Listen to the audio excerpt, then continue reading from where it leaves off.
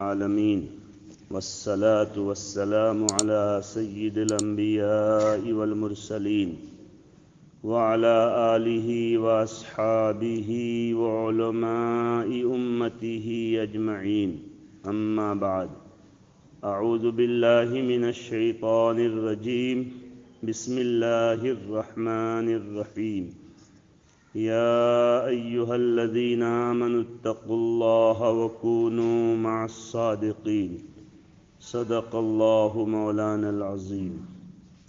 معزز سامعین کرام اور عزیز طلبہ، اس سے پہلے یہ بتایا تھا کہ حضرت اقدس مفتی طاہر صاحب غازی آبادی دامت برکاتہم العالیہ نے ایک کتاب لکھی ہے درجات صدق۔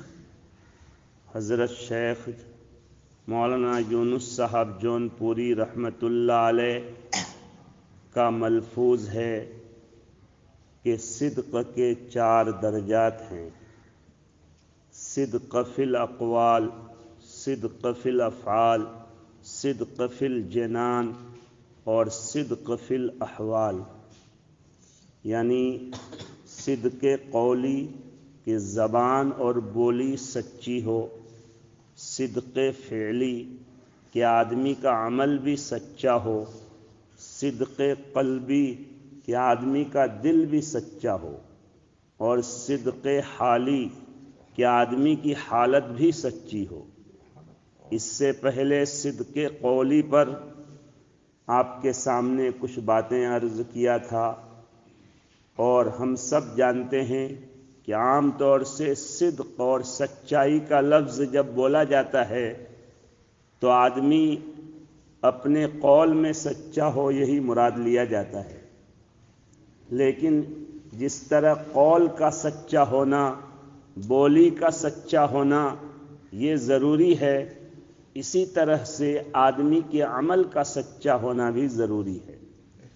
آدمی کا فعل اور عمل اس وقت صادق اور سچا ہوتا ہے جب اس فعل اور عمل کو جس مقصد کے لیے کیا جانا چاہیے، جس مقصد کے لیے وہ فعل وضع کیا گیا ہے، اس فعل کو اسی مقصد کے ماتحت میں اور اسی نیت سے جب کیا جائے تو وہ فعل سچا ہوتا ہے، اور اگر فعل اس مقصد سے، اس نیت سے نہ کیا جائے تو وہ فعل جھوٹا ہوتا ہے۔ جیسے اللہ تعالیٰ نے انسانوں کو عبادت کے لیے پیدا کیا ہے، اور بے شمار عبادات کا تعلق اعضاء اور بدن سے ہے، فعل اور عمل سے ہے، اور ان عبادات کا مقصد ہے اللہ کی رضا، مخلصین لہ الدین، خالص اللہ کے لیے آدمی عبادت کرے۔ اب عبادت کو وضع کیا گیا ہے اللہ کے لیے کرنے کے لیے، اگر آدمی اس عبادت کو غیر اللہ کے لیے کرے، ریا اور سمعہ کے لیے کرے، تو اس کا وہ فعل اور وہ عبادت اور وہ عمل جو ہے صادق نہیں ہے، کاذب ہے۔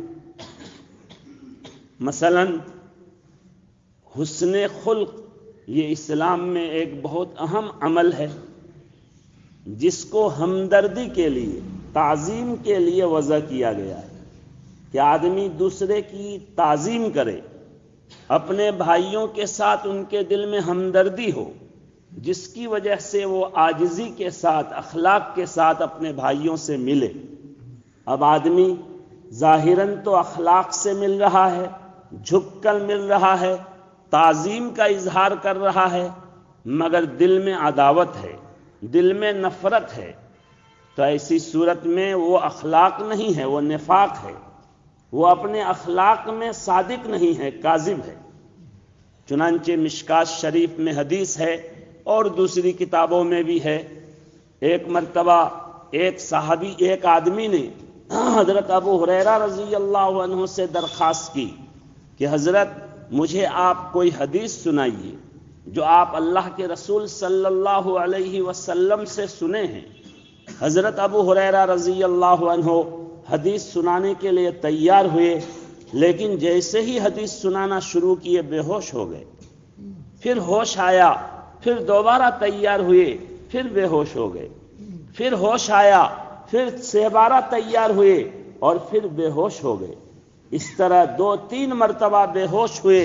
اس کے بعد اپنے آپ کو بہت ہی سنبھال کر انہوں نے اللہ کے نبی صلی اللہ علیہ وسلم کی وہ حدیث سنائی کہ قیامت کے میدان میں جب اولین و آخرین جمع ہوں گے، سب سے پہلے جن 3 قسم کے لوگوں کو جہنم میں ڈالنے کا اللہ کا حکم ہوگا، ان میں سے ایک مجاہد ہوگا جو اللہ کے سامنے اپنی قربانیوں کو ظاہر کرے گا کہ اللہ تیرے راستے میں نے جنگ کیا، جہاد کیا، تیرے دشمنوں سے لوہا لیا اور میں نے یہ کارنامہ انجام دیا، وہ کارنامہ انجام دیا۔ اللہ تعالیٰ فرمائیں گے یقیناً تم نے یہ سب کچھ کیا مگر اس لیے کیا تھا تاکہ بہادر کہلاؤ، تاکہ بڑا پہلوان کہلاؤ۔ دنیا میں تم کو بہادر کہا جا چکا، تمہارا مقصد پورا ہو گیا۔ آج تمہارے لیے میرے یہاں کوئی بدلہ نہیں، بلکہ میرے اس نیک عمل کو تم نے غیر اللہ کے لیے کیا، اس کی سزا یہ ہے کہ تمہارے لیے جہنم کا پروانہ ہے۔ چنانچہ فرشتوں کو حکم ہوگا گھسیٹ کر ان کو جہنم میں ڈال دیا جائے۔ کیوں؟ اس لیے کہ اللہ کے راستے میں جو ہے قتال کرنا، دشمنوں سے لوہا لینا، ظلم کو دور کرنے کے لیے انتھک محنت اور کوشش کرنا، یہ اعلاء کلمت اللہ کے لیے وضع کیا گیا ہے۔ اب آدمی اگر اس کو اللہ کی رضا کے لیے، اللہ کے کلمہ کو بلند کرنے کی نیت سے کر رہا ہے تو یہ بہت اونچا عمل ہے۔ اتنا اونچا عمل ہے کہ حدیث میں ہے کہ سب سے بڑا عمل، فضیلت والا عمل یہ ہے۔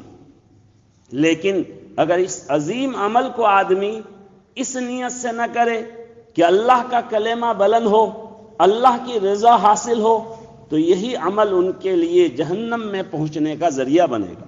کیوں؟ اس لیے کہ وہ اپنے عمل میں صادق نہیں ہے، کاذب ہے، جھوٹا ہے۔ اسی طرح دوسری قسم کا آدمی جس کو جہنم میں گھسیٹ کر ڈالا جائے گا، وہ مالدار ہوگا جو خوب اللہ کے راستے میں خرچ کیا ہوگا۔ وہ کہے گا کہ اللہ دین کا کوئی کام نہیں ہے، کوئی شعبہ نہیں ہے جہاں میں نے اپنا مال نہیں لگایا، اپنا مال خرچ نہیں کیا۔ اللہ فرمائیں گے یقیناً یہ سب کچھ تم نے کیا، لیکن اس لیے کیا تاکہ دنیا والے تم کو سخی کہیں، تاکہ تمہاری عزت کریں، تمہاری سخاوت کا ڈنکا بجے۔ دنیا میں تم کو سخی کہا جا چکا، سخاوت کا ڈنکا بج چکا، اب تمہارے لیے میرے پاس اس کا کوئی بدلہ نہیں، بلکہ تم یہ جھوٹے تھے کہ میرے قرب کے لیے جو عمل کرنا چاہیے، میری رضا کے لیے جو عمل کرنا چاہیے، انفاق فی سبیل اللہ، وہ عمل تم نے غیر اللہ کے لیے کیا۔ اس لیے ان کے لیے بھی حکم ہوگا اور ان کو گھسیٹ کر فرشتے جہنم میں ڈال دیں گے۔ اور تیسری قسم جو ہے وہ بڑا عالم ہوگا جو علم کی خوب اشاعت کیا ہوگا، جو علم کا مشغلہ زندگی میں بنایا ہوگا۔ وہ کہے گا کہ اللہ میں نے تیرے دین کو سیکھ کر، علم حاصل کر کے یہ کارنامہ انجام دیا، اتنے شاگردوں کو پڑھایا، اتنی جگہوں میں تبلیغ کیا اور یہ کتابیں لکھا۔ اللہ فرمائیں گے یہ سب کچھ تم نے کیا تھا، لیکن اس لیے کیا تھا کہ دنیا میں تم کو بڑا عالم کہا جائے، تم کو محدث کہا جائے، تم کو علامہ کہا جائے، تم کو مفسر کہا جائے، تم کو بڑے قاری صاحب کہا جائے۔ دنیا میں یہ سب القاب تمہارے جو ہے کہے جا چکے، دنیا کی شہرت تم نے حاصل کر لی، جو تمہارا مقصد تھا وہ پورا ہو گیا۔ آج تمہارے لیے میرے یہاں کوئی بدلہ نہیں، بلکہ تم نے میرے علم کو، جس کو میری رضا کے لیے حاصل کرنا چاہیے تھا، اس کو تم نے غیر اللہ کے لیے حاصل کیا۔ دنیا کی سستی شہرت کے لیے تم نے اس علم کی اشاعت کیا، اس لیے تمہارے لیے سخت سزا ہے۔ فرشتوں کو حکم ہوگا ان کو بھی گھسیٹ کر جہنم میں ڈال دیا جائے گا۔ دیکھیے تینوں قسم کے لوگ اپنے اپنی جگہ میں بڑے نیک کام کیے تھے، ان کے اعمال، ان کے افعال قابل تعریف تھے، لیکن ان کے اعمال اور افعال کاذب اور جھوٹے ثابت ہوئے۔ کیوں؟ اس لیے کہ ان اعمال اور افعال کو جس مقصد کے لیے بنایا گیا ہے، جس مقصد کے لیے وضع کیا گیا ہے، اس مقصد کے مطابق انہوں نے ان عمل کو نہیں کیا، ان کاموں کو نہیں کیا، اس لیے سب سے پہلے جہنم میں انہیں ڈالا جائے گا۔ اسی لیے صدق فی العمل، اور عملی اور فعلی صدق یہ کہتے ہیں اس فعل اور اس عمل کو کہ جس فعل اور جس عمل کو جس لیے وضع کیا گیا ہے، جس مقصد کے لیے اس کو بنایا گیا ہے، اس کو اسی مقصد میں جو ہے آدمی پورا کرے، اسی مقصد کے لیے اس عمل کو انجام دے، تو وہ اس عمل میں سچا ہے، ورنہ اس عمل میں جھوٹا ہے۔ چنانچہ بخاری شریف میں ہے کہ ایک مرتبہ 3 لوگ سفر کر رہے تھے، راستے میں تیز بارش آندھی آ گئی، کوئی جگہ چھپنے کے لیے نہیں تھی، پہاڑ کے اندر ایک سوراخ تھا، ایک غار تھا، وہ تینوں اسی غار میں گھس گئے بارش سے بچنے کے لیے، طوفان سے بچنے کے لیے۔ تیز بارش ہوئی، طوفان کی وجہ سے اوپر کا چٹان اور پتھر اس غار کے منہ میں گر گیا، اور بالکل وہ تینوں لوگ اسی غار میں پیک ہو گئے۔ آس پاس میں کوئی آبادی نہیں تھی، کسی کے گزرنے کا وہاں پر کوئی سوال نہیں تھا، اس لیے ان تینوں نے سوچا کہ اتنا بڑا چٹان ہے، اتنا بڑا پتھر ہے کہ ہم تینوں مل کر اس کو گھسکا نہیں سکتے، ہٹا نہیں سکتے، اور یہاں آواز بھی دیں، پکارے بھی تو ہماری پکار کو کوئی سننے والا یہاں نہیں ہے، اب تو یہی ہماری قبر بنے گی، یہیں پر ہماری موت آ جائے گی، اس لیے کوئی ہمارے لیے راستہ نہیں ہے سوائے اس کے کہ اللہ ہی اپنے فضل کا معاملہ فرمائے۔ اسی لیے تینوں غور کرو کہ تمہاری زندگی میں سب سے خالص اور نیک عمل جو ہو، اس نیک عمل کے واسطے سے اللہ سے تم دعا مانگو کہ اللہ تعالیٰ اس مصیبت کو ہم سے دور کر دے۔ چنانچہ تینوں نے غور کیا اور تینوں نے اپنی زندگی کے ایک اس سچے عمل کے واسطے سے اللہ سے دعا کی جو ان کی نگاہ میں ان کی زندگی کا سب سے سچا عمل تھا۔ چنانچہ ایک نے کہا کہ اے اللہ، تو جانتا ہے کہ مجھے میرے چچیزاد بہن سے محبت ہو گئی تھی، عشق ہو گیا تھا، اور اتنی محبت تھی بلکہ اس سے زیادہ جو ایک لڑکا کو کسی لڑکی سے محبت اور عشق ہوتا ہے۔ چنانچہ میں نے اپنی چچیزاد بہن کو جنسی خواہش پوری کرنے کے لیے تیار کرنا چاہا، تو انہوں نے کہا کہ اس وقت تک میں جو ہے اس کام کے لیے تیار نہیں ہوں گی جب تک 120 دینار تم مجھے نہ دے دو۔ دینار سونے کے سکہ کو کہتے ہیں۔ چنانچہ میں نے بہت کوشش کر کے 120 دینار جمع کیے، اور وہ 120 دینار لے کر ان کو پہنچا، تنہائی میں دونوں جمع ہو گئے اور ان کے حوالے میں نے کر دیا۔ چنانچہ انہوں وہ اپنے وعدہ کے مطابق اپنے آپ پر میرے لیے اپنے آپ کو آزاد کر دیا، اور میں ان پر زنا کرنے کے لیے ان کے اوپر بیٹھ گیا۔ اس وقت وہ کہنے لگی کہ اللہ کے بندے، اللہ سے ڈرو، مہر کو مت توڑو۔ چنانچہ جب اے اللہ تیرا نام وہ لے لی کہ اللہ سے ڈرو، تو تیرا خوف میرے دل پر ایسا طاری ہوا کہ میں فوراً وہاں سے ہٹ گیا، اور میں وہ دینار بھی وہیں چھوڑ دیا، اور اس غلط کام کو جو ہے سے میں نے توبہ کی۔ اے اللہ، اگر تیرے خوف سے، تیری رضا کے لیے میں نے یہ کام کیا، تو ہم جس مصیبت میں ہیں اس سے ہمیں نجات دے دی، اور جو ہے سورج کی روشنی اندر آ جائے، پتھر ہٹ جائے۔ چنانچہ پتھر تھوڑا سرک گیا، ہٹ گیا، چٹان وہاں سے ہٹ گیا، اور باہر کی روشنی، سورج کی دھوپ آنے لگی۔ پھر دوسرے نے کہا کہ اے اللہ، تو جانتا ہے میرے بوڑھے ماں باپ تھے، اور میں بکریاں چراتا تھا، دن بھر بکریاں چرا کر شام کو جب گھر واپس آتا تو بکریوں کا دودھ نکال کر سب سے پہلے والدین کو پلاتا، پھر اپنے چھوٹے بچوں کو پلاتا۔ ایک دن بکریاں چراتے چراتے میں دور چلا گیا، اور گھر پہنچتے ہوئے رات ہو گئی۔ چنانچہ جب میں گھر پہنچا، دودھ نکال کر جو ہے اپنے اماں اور ابا کے پاس پہنچا تو دیکھا وہ دونوں سو گئے ہیں۔ اب میرے بچے رو رہے تھے، بلک رہے تھے دودھ کے لیے، مگر اے اللہ، میں نے اپنے بچوں کو دودھ نہیں پلایا، ماں باپ کے قدموں پر کھڑا رہا، ان کو جگانا بھی پسند نہیں کیا۔ جب صبح صادق ہوئی اور وہ جگے تو پہلے میں نے اپنے ماں باپ کو دودھ پلایا، پھر اپنے جو ہے بچوں کو دودھ پلایا۔ اے اللہ، یہ کام اگر تیری رضا کے لیے میں کیا ہوں تو اس مصیبت سے مجھے نجات دے دے۔ یہاں رک کر یہ بات سمجھ لیجئے کہ پہلی شریعتوں میں اور اس شریعت میں جس شریعت کا یہ آدمی تھا، ماں باپ کا نفقہ مقدم تھا اولاد کے نفقہ سے۔ ہماری شریعت میں ترتیب الگ ہے۔